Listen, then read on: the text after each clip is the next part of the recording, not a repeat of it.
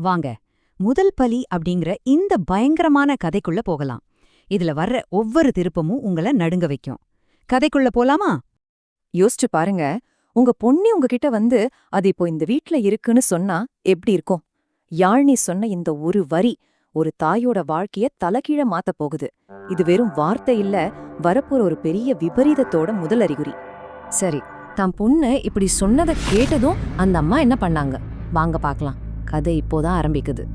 ஒரு பக்கம் யாழினி அது வீட்டுக்குள்ள இருக்குன்னு பயந்து நடுங்கிட்டு இருக்கா. இன்னொரு பக்கம் அவங்க அம்மா, ச்சே, இதெல்லாம் அவளோட ஸ்ட்ரெஸ் தான்னு மனசை தேத்திக்க பாக்குறாங்க. ஆனா நிஜமாவே அது வெறும் மன அழுத்தம் தானா? அவங்க அம்மா மனசை தேத்திக்கிட்டாலும் அந்த வீடே அவங்களுக்கு எதிரா சாட்சி சொல்லுது. வீட்டுக்குள்ள இருக்கிற காத்தே ஏதோ கனமா வித்தியாசமா ஒரு மாதிரி இயற்கைக்கு மாறா இருக்கு. இதுக்கு என்ன அர்த்தம்? பதற்றம் இப்ப இன்னும் அதிகமாகுது. ஏன்னா மாடியில யாழினி யாரையோ இல்ல எதையோ கண்ணை நல்லா விரிச்சு விரிச்சு பாத்துட்டு இருக்கா.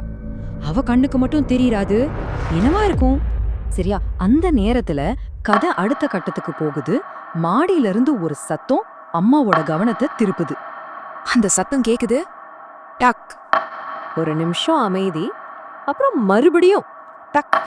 ரொம்ப நிதானமா யாரோ வேணும்னே எழுப்புற மாதிரி இருக்கு. அந்த சத்தத்தை விட அதுக்கு நடுவுல வர்ற அந்த அமைதி இருக்கே, அதுதான் இன்னும் பயமா இருக்கு. அந்த பயத்தோடயே அந்த அமைதியை களைச்சிட்டு அவங்க அம்மா மெதுவா கூப்பிடுறாங்க, யாழினி. அந்த குரல்ல ஒரு தயக்கம், ஒரு பாசம், அப்புறம் உள்ளுக்குள்ள ஒரு பயம் எல்லாம் கலந்துருக்கு. ஆனா எந்த பதிலும் இல்ல. அந்த நிசப்தம் தான் பதிலா வருது. அப்போதான் உங்களுக்கு புரியுது, இந்த வீட்ல நாம தனியா இல்லன்னு. இதயம் வேகமா அடிக்க ஆரம்பிக்குது. கதை இப்போ உச்சகட்டத்துக்கு வருது. அந்த அம்மா மெதுவா யாழினியோட ரூம் கதவு கிட்ட போறாங்க. அவங்க உள்ள போன மறுநொடியே டமார்னு கதவு சாத்திக்குது. அவ்வளவுதான், இப்போ அவங்க அந்த ரூம்குள்ள மாட்டிட்டாங்க.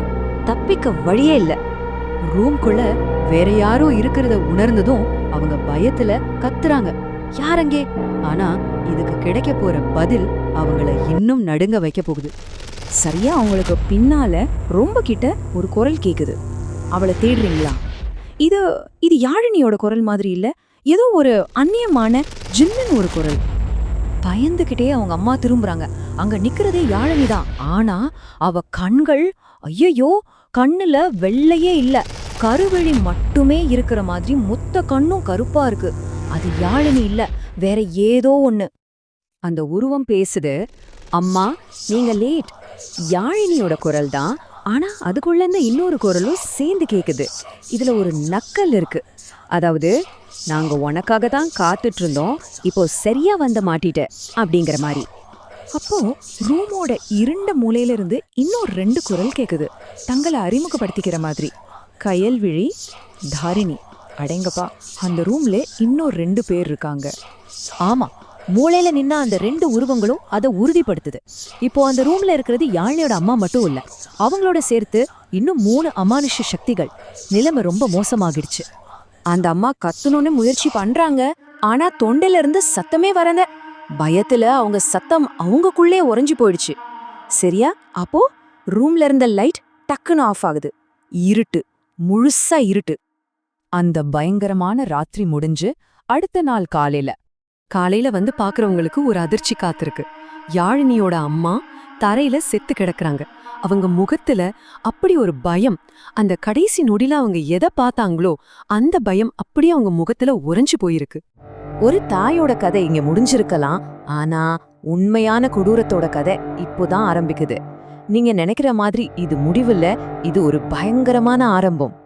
செத்து போன தான் அம்மாவோட உடலுக்கு பக்கத்துல யாழினி ரொம்ப அமைதியா உட்கார்ந்திருக்கா.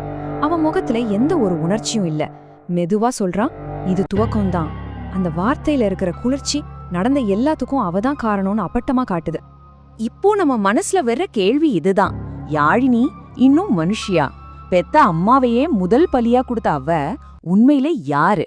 அந்த சாபத்தோட முழு உருவமா அவ மாறிட்டாளா? யோசிச்சு பாருங்க.